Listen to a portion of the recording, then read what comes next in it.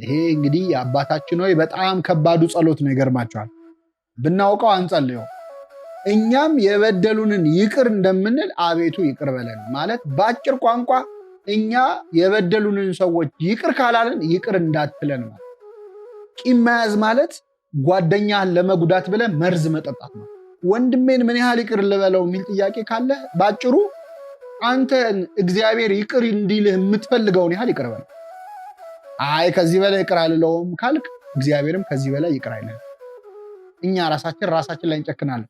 የእግዚአብሔር ይቅርታ አንተ ራስ ላይ ከምትፈርደው ይልቅ ይምርሃል። አይ ይህ እንኳን ይገባኛል አጥፍቻለሁ ከምትለው በላይ ይራራልሃል። ውዳሴ ማርያም እጮሃለሁ ድንግል እናቴን እጠራለሁ። የምንመለከተው በደላችንን ይቅር በለን እኛም የበደሉንን ይቅር እንደምንል የሚለውን ክፍል ይሆናል። እግዚአብሔር አምላካችን በቸርነቱ እንዲያስተምረን ቅዱስ ፈቃድ ይሁንልን። እንግዲህ ከዚህ ቀደም በነበሩት ክፍሎች እንደተመለከትነው አባታችን የሚለው ጸሎት ተያያዥነት ያለው ነው። እያንዳንዱ ቃል ብለናል። በሰማያት የምትኖር አባታችን ሆይ ስምህ ይቀደስ፣ ከፍ ከፍ ይበል፣ ይመስገን። ስምህ እስኪመሰገን እንደሚመሰገንባት መንግስትህ ትምጣ። መንግስት እስክትመጣ ፈቃድህ በሰማይ እንደሆነች እንዲሁም በምድር ትሁን። በምድር ደግሞ እንድናመሰግንህ የዕለት እንጀራችንን ስጠን። መቼስ ሰው ካልበላ ካልጠጣ ማመስገን አይችልም። ስለዚህ የዕለት እንጀራችንን ስጠን። ግን የምትሰጠን እንጀራ ደግሞ ለመታረድ ለኩነኔ እንዳይሆንብን በደላችንን ይቅር በለን እኛም የበደሉንን ይቅር እንደምንል የሚል ትርጉም አለው።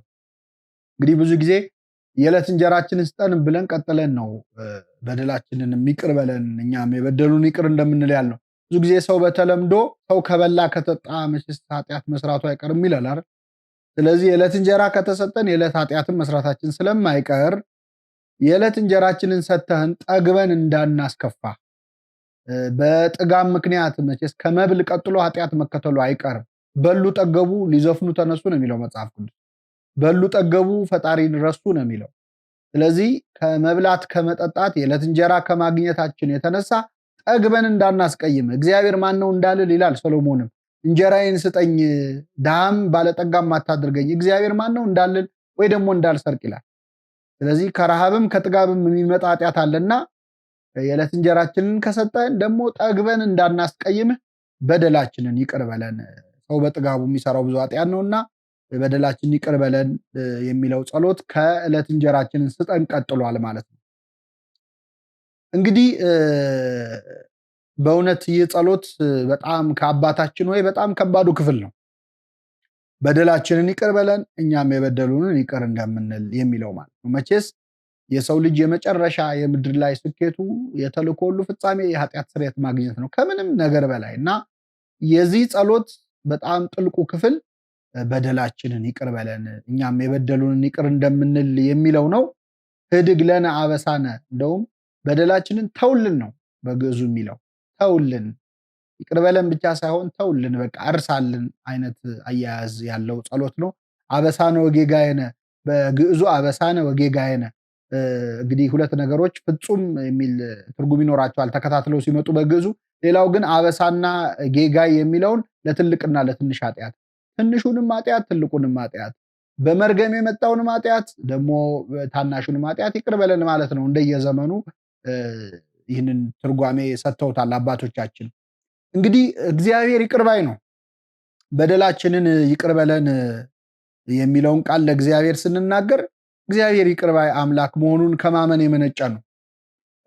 ይህንን ጸሎት ክርስቶስ በማስተማሩ ከጥምቀት በኋላ ኃጢአት ሊሰራ እንደሚችል ሰው ያሳያል። ቅዱስ ዮሐንስ አፈወርቅ ይህን አስተምሮበታል። ምን ማለት ነው? በነ ቅዱስ ዮሐንስ አፈወርቅ ዘመን እንግዲህ በመጀመሪያዎቹ 3 ክፍለ ዘመናት ማለት ነው ሰዎች ለመጠመቅ ይፈሩ ነበር። ጥምቀት ልክ ዛሬ እኛ ለቁርባን እንደምንሸሸው ማለት ነው ተገቢ ባልሆነ መንገድ ለመጠመቅ ይፈሩ ነበር። ለምንድነው ሲባሉ ተጠምቄ ኃጢአት ብሰራ በኋላ ይቅር አይለኝም እግዚአብሔር አይነት ስሜት ነበራቸው። ቅዱስ ዮሐንስ አፈወርቅ ግን የተጠመቀ ሰው ኃጢአት ሊሰራ እንደሚችል ማስረጃ አድርጎ የጠቀሰው አባታችን ሆይ የሚለው ጸሎት ለተጠመቁ ብቻ ነው የሚሆነው። ምክንያቱም አባቴ የምትለው እግዚአብሔር በጥምቀት ልጅነት ስታገኝ ነው። ስለዚህ በጥምቀት ልጅነት ያገኙ ሰዎች ኃጢአት እንደሚሰሩ አውቆ እግዚአብሔር አባታችን ሆይ በሉኝ ካለ በኋላ በደላችን ይቅር በለን በሉኝ ብሏል። ስለዚህ ተጠምቆ መበደል ሊኖር እንደሚችል እግዚአብሔር አስቀድሞ ተናግሯል ብሎ እንደ ማስረጃ ጠቅሶታል። እንግዲህ እግዚአብሔር ይቅር ባይ ነው ስንል ያው ቃሉ ተመሳሳይ ስለሆነ ነው እንጂ እግዚአብሔር ራሱ የምህረት ወይም የይቅርታ ባህር ነው። ባሕረ ምሕረት ይባላል እግዚአብሔር። የእግዚአብሔር የይቅርታ መጠን ከሰው ኃጢአት ጋር በፍጹም አይነጻጸርም። የእግዚአብሔር ምህረት እንደ ባህር ነው፣ የኛ ኃጢአት ደግሞ እንደ ደም ጠብታ ነው። ለዚህ ነው ንጉሥ ዳዊት በሕይወት ዘመኑ አንድ ጥልቅ ጸሎት ጸልዮአል። ያለቀሰበት ጸሎት 50ኛው የዳዊት መዝሙር ማለት ነው። በዚያ ጸሎት ላይ ምንድን ነው ያለው? አቤቱ እንደ ቸርነትህ መጠን ማረኝ፣ እንደ ይቅርታህም ብዛት መተላለፌን ደምስሳል። የእግዚአብሔር የቸርነቱ መጠን ምን ያህል ነው? በሌላ ቦታ ሳይሉ ለእግዚአብሔር መልአ ምድረ፣ የእግዚአብሔር ቸርነት ምድርን ሞላ ይላል። የቸርነቱ ምድርን የሚሞላ ነው። ምህረቱም የበዛ ነው፣ አይቆጠርም። ሲለምነው ምን አለ? እንደ ቸርነትህ መጠን ማረኝ፣ እንደ ይቅርታ ብዛት መተላለፌን ደምስሳል። ለምንድን ነው? የእግዚአብሔር የቸርነቱ መጠን የይቅርባይነቱ መጠን ከኛ ኃጢአት ጋር ሲነጻጸር ምንም ስለሆነ። በፀሐይ ብርሃን ላይ ትንሽዬ ሻማ ብታበራ ወይም ደግሞ በፀሐይ ብርሃን ላይ ጥቂት ጨለማ ልታጠላ፣ ጥቂት ጥላ ልታጠላ ብትሞክር ያጠላህባትን ቦታ ታጠላው ይሆናል እንጂ የፀሐይዋን ብርሃን አትሸፍነው። የእግዚአብሔር ምህረቱ የፀሐይ ብርሃን ያህል ነው፣ የኛ ኃጢአት ደግሞ ትንሽዬ ጥላ ያህል ነች። ስለዚህ እንደ ቸርነት መጠን ማረኝ አለ እግዚአብሔር። ኃጢአታችንን ይቅር በለን የምንለው በምህረቱ ብዛት ተማምነን ነው እንጂ ኃጢአታችን ምህረት የሚገባው ነው አይደለም። ግን የእሱ ምህረት ከኛ ኃጢአት ጋር ሲነጻጸር በጣም የኛ ኃጢአት ትንሽ ነው። ወደ ጥልቁ እንዲጥልልን የምንፈልገው ኃጢአታችንን። ለዚህ ነው የእግዚአብሔር ይቅርባይነት በጣም የሚደንቅ ነው። ሰው ይቅር ካለ አይረሳም። እኛ መቼስ ይቅር እንላለን ግን አንረሳም። ፎርጊቭ እና ፎርጌት የሚባል ነገር አለ። ሰው ይቅር በለኝ ይቅርታ አድርግልኝ ካልከው ይተውልሃል፣ ግን ቆይቶ ሲቆይ የረሳውን መሰለው እያለ ሲያሸማቅቅ ነው የሚኖረው። ቢያንስ ያስታውሰዋል፣ እንደው ስንቱን ትተን ነው እንጂ እያለ በትዝታ መልክ። እግዚአብሔር ግን ኃጢአታችሁን ከእንግዲህ ወዲህ አላስብም፣ ደግሜ አላስብም። ዕብራውያን 10:17 ላይ አልፎ ተርፎ እግዚአብሔር እንደተበዳይ ኑና እንዋቀስ ይላል እግዚአብሔር ይላል። አሁን እሱ ምን ኃጢአት ኖረበት ነው ከኛ ጋር ምን በደል አለበት? ግን ይላል ኑና እንዋቀስ ይላል እግዚአብሔር። ኃጢአታችሁ እንዳለላ ብትሆን እንደ አመዳይ ትነጻለች፣ እንደ ደም ብትቀላ እንደ ባዘቶ ትጠራለች። የደም ያህል ቀይ ብትሆን የጥጥ ያህል ነጭ አረጋታለሁ። ምን ማለት ነው? ጭራሽ በድለህ የማታውቅ እስክትመስል አነጻሃለሁ ይላል። በድለህ የማታውቅ እስክትመስል። እንግዲህ ለደም ቀይነት የባህሪው ነው፣ ለጥጥ ደግሞ ነጭነት የባህሪው ነው። የባህሪ እስኪመስል ቆሽሸህ ከሆነ ቆሽሸህ የማታውቅ እስክትመስል ድረስ አነጻሃለሁ። እግዚአብሔር ማንጻት ይችላል። በምድር ላይ ያለ አጣቢ ሊያነጣው እንደማይችል ልብሱ አበራ ይላል እኮ በታቦር ተራራ ላይ። በምድር ላይ ያለ አጣቢ ሁሉ ሊያነጣው ከሚችለው በላይ ማንጣት ይችላል እግዚአብሔር። ይህ ምን ማለት ነው? ሰዎች ስለ ኃጢአት ሊረሱልህ አይችሉም። ሰው አንዴ ስትበድል ካየህ እድሜ ልክ አይረሳልህም። እግዚአብሔር ይቅር ቢልህም ሰው ግን ይቅር አይልህም። አናውቀውም እንዲ አሁን ዛሬ ተመልሶ ነው እንጂ እያለ የትናንት ታሪክን የጎለጎለ ሲሰድብ ነው የሚኖረው። እሱም የሚሰራውን ኃጢአት እንኳን ብትሰራ አይረሳልህም። አይ እኔም እኮ እንደሱ ወድቃለሁ አይልም ሰው። ሰው ይጨክናል በሰው። እኛ ራሳችን ላይ እንጨክናለን። የእግዚአብሔር ይቅርታ አንተ ራስ ላይ ከምትፈርደው ይልቅ ይምርሃል። አይ ይሄ እንኳን ይገባኛል አጥፍቻለሁ ከምትለው በላይ ይራራልሃል እግዚአብሔር ማለት ነው። እና ምን አለ? ኑና እንዋቀስ። ያጠፋሁት ካለ አለ አሁን እግዚአብሔር ምን ያጠፋ ግን ኑና እንዋቀስ ይላል እግዚአብሔር። እንደ ደም የቀላ ኃጢአትን ያነጻዋል። ስለዚህ ይህን ትምህርት የምትሰሙ ለሁላችን መጽናኛችን ነው። አይ የኔ ኃጢአት እንኳን በጣም በዝቷል፣ እግዚአብሔር ይቅር አይለኝም እንላለን። እግዚአብሔር የሚያዝነው ከኃጢአታችን በላይ ይቅር አይለንም ብለን በማሰባችን። አባት ነኝ አባታችን ነው ይበሉኝ አለው። አባት የቱንስ ያህል ልጁ ቢበድለው ከተመለሰ ይቅር ለማለት ይቸገራል። ምንም ቢያዝን ግን ከልጁ አይበልጥበትም። ለእግዚአብሔር እኛ እንደዚህ ነን። ስለዚህ ይቅርታው በጣም የሚደንቅ ነው። የይቅርታውን መጠን አሳይቶናል። የእግዚአብሔር ይቅርታ ይቅር ማለት ብቻ አይደለም፣ ተበድሎ መካስ ነው። የሰው ልጅ እንዴት ነው የበደለው እግዚአብሔርን? አምላክነት ሽተን ነው ጸበለስ የበላ ነው። ከሱ በላይ መሆን ከሱ እኩል መሆን ፈልገን ነው፣ እንደሱ መሆን ፈልገን ነው የወደቅነው። ግን እኛ በበደልን እሱ ክሶን የእኛን ሞት ወስዶ የእሱን ሕይወት ሰጥቶን ነው እግዚአብሔር ይቅር ያለን። ከዚህ በላይ ይቅርታ የለም። ጠላቶቹ ሳለን ይላል ቅዱስ ጳውሎስ ሮሜ 5:10 ላይ በልጁ ሞት ታረቀን ይላል። ጠላቶቹንን እኛ አምፀንበታል። የእግዚአብሔር ይቅርታ የሚጠላውን እስከ መካስ ድረስ ተበድሎ መካስ ነው የእግዚአብሔር ይቅርታና እግዚአብሔር የይቅርታው መጠን ጥልቅ ነው። ይቅርታ የሌለው ኃጢአት የለም፣ ንስሐ የሌለው ኃጢአት የለም። መንፈስ ቅዱስን የሰደበ ስርየት የለውም የሚለውን ቅዱስ ዮሐንስ አፈወርቅ ንስሐ ያልገባ ብሎ ተርጉሞታል። ንስሐ ካልገባን ስርየት የለንም ይቅር በለን ካላልን እና በደላችንን ይቅር በለን ብለን የምንለምነው ለዚህ ነው። በየዕለቱ ነው የጸሎት እንግዲህ በየቀኑ የምንጸልየው ጸሎት ላይ በደላችን ይቅር በለን እንድንል የፈቀደልን እንደምንበድል ስላወቀን ነው። ሁሌ እንበድል የለ የዕለት እንጀራችንን ስጠን እንደምንለው የዕለት ይቅርታም ስጠን፣ ምክንያቱም ሁሌ መበደላችን አይቀርም ብለን የምንጸልየው ጸሎት ነው። በእውነት በዚህ ጸሎት እግዚአብሔር ለሁላችን የኃጢአት ይቅርታ ያድርግልን። በለመነው መጠን አይደለም። በእውነት እኛ ኃጢአታችሁን እንኳን እስቲ ዘርዝሩ ቢባል አናውቀው። ምክንያቱም በጎ መስሎን የምንሰራውን ብዙ ኃጢአት አለ እና እያንዳንዱን ይቅር በለን እያልን የምንለምንበት ትልቅ የትህትና ጸሎት ነው። እንግዲህ በደላችንን ይቅር በለን የሚለው ጸሎት የቀደመ የነቢያት ሁሉ ጸሎት ነበር። ይህም ደግሞ አምላካችን ኢየሱስ ክርስቶስ ባስተማረው ጸሎት ላይ ተካቷል ማለት ነው። ግን በደላችንን ይቅር በለን ከሚለው ጸሎት ጋር ደግሞ በጣም ከባድ የሆነ ቃል ተጨምሮበታል። ዝም ብሎ ይቅር በለን የለም። ምንድን ነው የሚለው? በደላችንን ይቅር በለን ይልና እኛም የበደሉንን ይቅር እንደምንል ለሚል እኛም የበደሉንን ይቅር እንደምንል እንዲሁ ይቅር በለን ይላል። ይሄ እንግዲህ የአባታችን ሆይ በጣም ከባዱ ጸሎት ነው። ይገርማቸዋል። ብናውቀው አንጸልየው። ኦ ንጉሥ ፈታይ ከበርስከ፣ ንጉሥ ሆይ በራስህ ፈረድክ ተብሏል ለዳዊት በአንድ ሰው ላይ ሲፈርድ ሲናገር ሰምቶት ናታን የፈረድከው በራስ ላይ ነው እና አባታችን ሆይ ከሚለው ጸሎት ውስጥ በጣም ከባዱና ሰው በራሱ ላይ መቅሰፍት ለማምጣት የሚያስችል ጥያቄ የሚጠይቅበት ክፍል ይሄ ነው። ዱላ ሰጥቶ ቅሰፈኝ ከማለት አይተናነስ።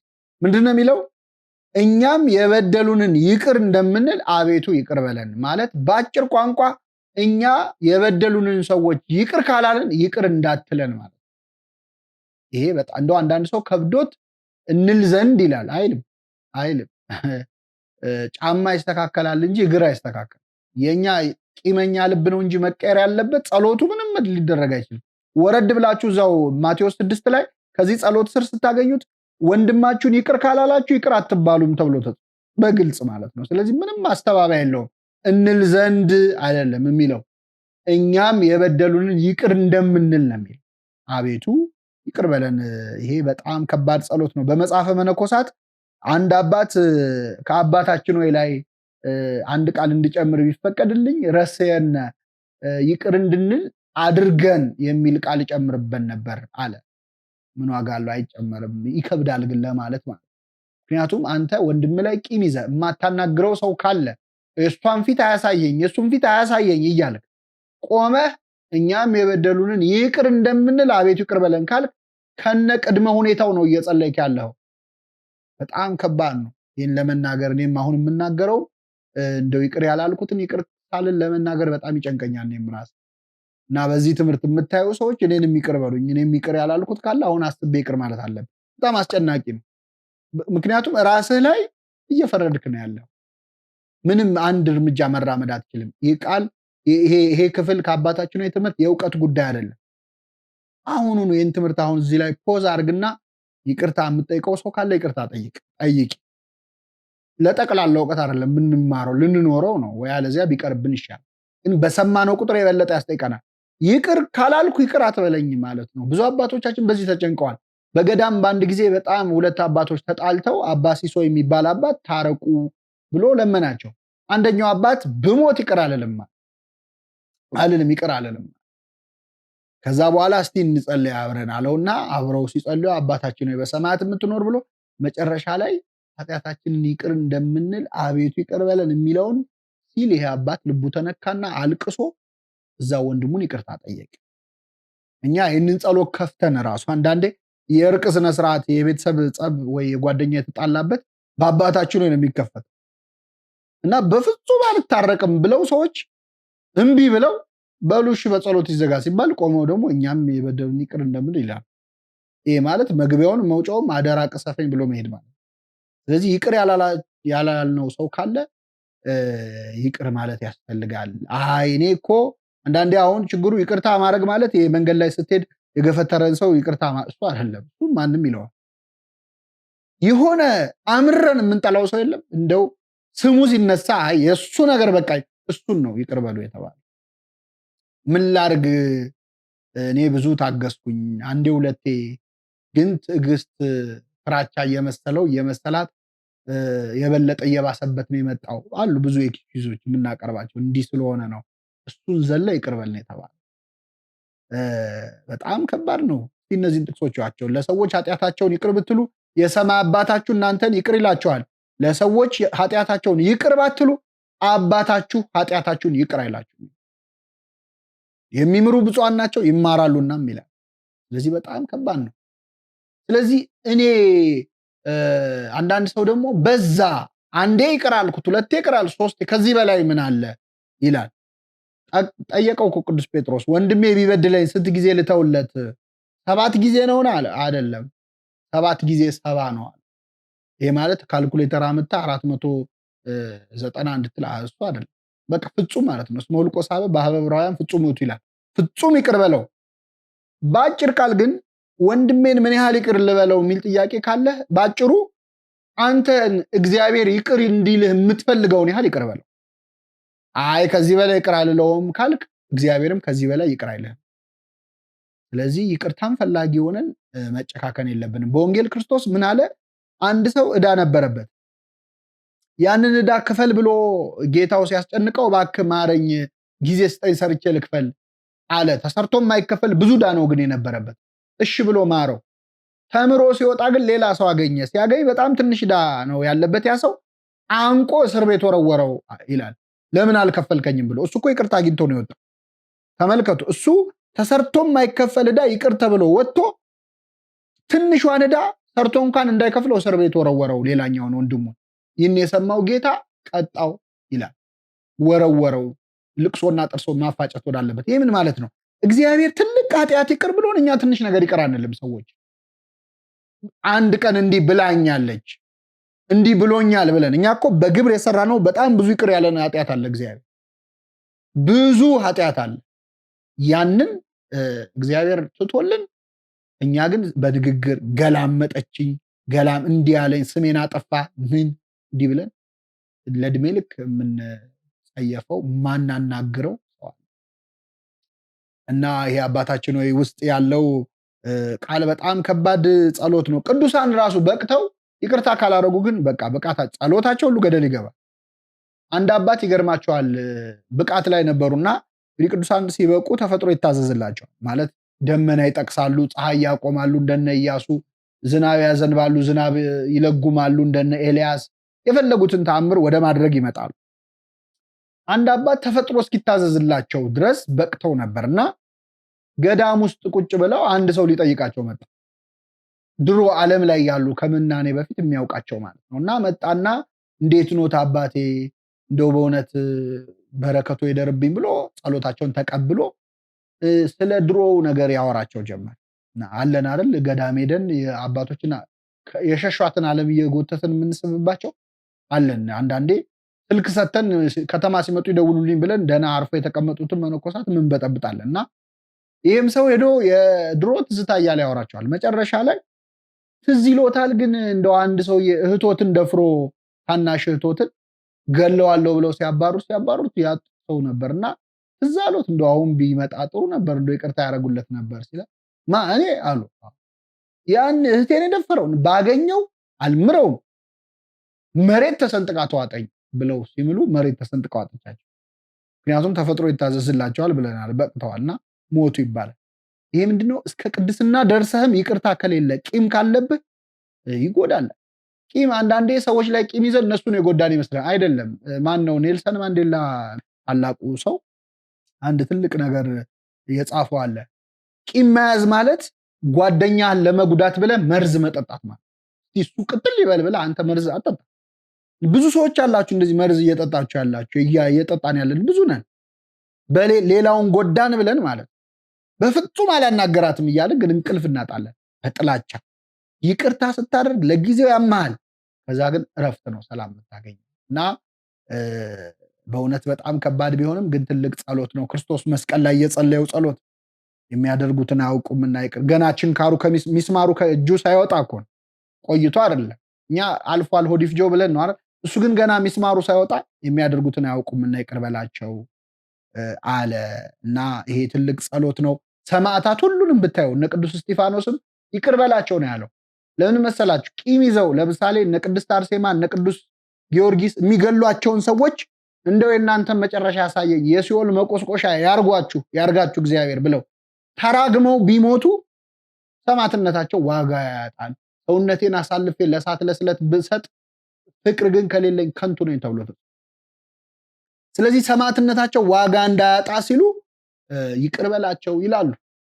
እነ ቅድስት መሪና ልትሰዋ ስትል በጸለየችው ጸሎት ወታደሮቹ ልባቸው ተነክቶ አልቅሰው ክርስቲያኑ ነው።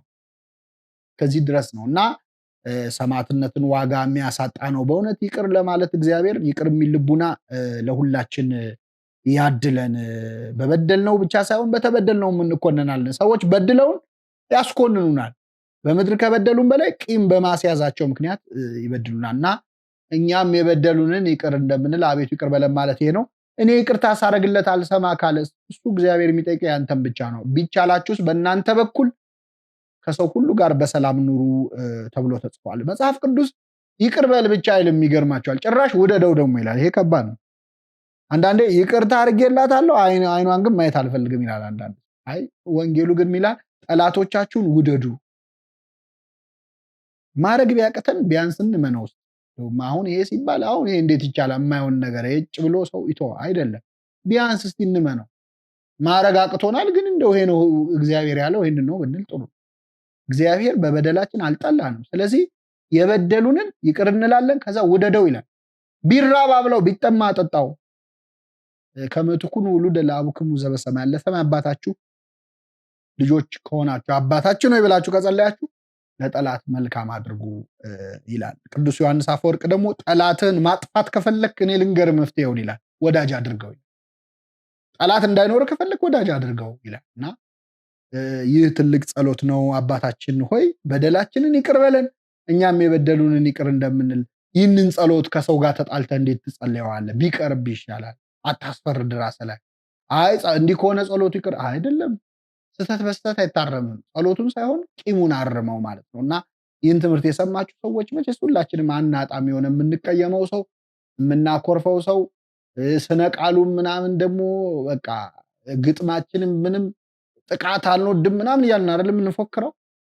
ግን ጥቃት ተቀብሎ ነው አምላካችን መከራ ተቀብሎ ነው ያዳነን። ክርስቲያን ከሆንክ እንግዲህ ህጉን ይህንን የሚለው ወንጌሉ ይህንን የሚለው የፍቅር ህግ ነው እና ይህንን ትምህርት የሰማችሁ ሰዎች ከዚህ ደቂቃ ከጨረሳችሁትም እስቲ አንድ ይቅርታ ሳታረጉለት ተቀይማችሁ የቀራችሁት አይኑን አያሳየኝ ያላችሁትን ሰው አስታውሱና ይቅርታ ጠይቁ። እኔም እጠይቃለሁ። የሰማነውን በልቡናችን ያሳድር።